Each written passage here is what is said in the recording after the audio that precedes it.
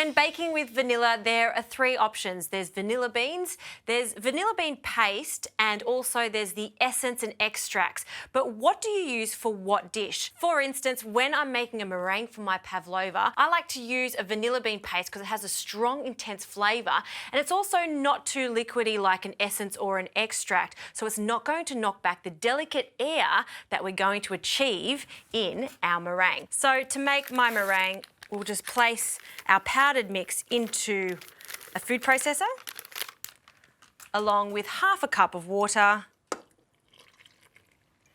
and a teaspoon of our vanilla bean paste, which represents 1 vanilla bean. And I'll pop the lid on, and I want to whisk this until stiff peaks form. Then it goes onto a tray into an oven 100 degrees for about an hour and a half.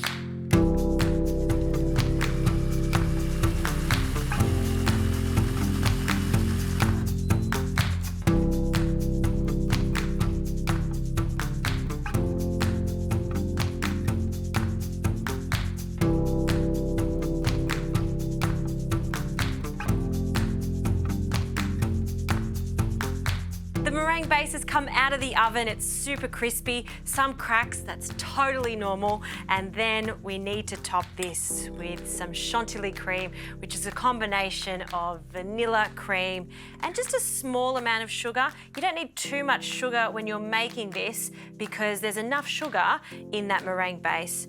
So let's add a few spoonfuls.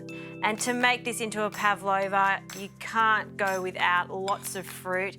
You can add the classics like passion fruit, kiwi fruit and strawberries, or do something a little modern. I'm gonna go with a purple theme, some blueberries and some gorgeous blackberries. I find sometimes with a pavlova, less is more, and just one colour just makes it look so striking. A hint of icing sugar, and that is a pavlova fit for a queen.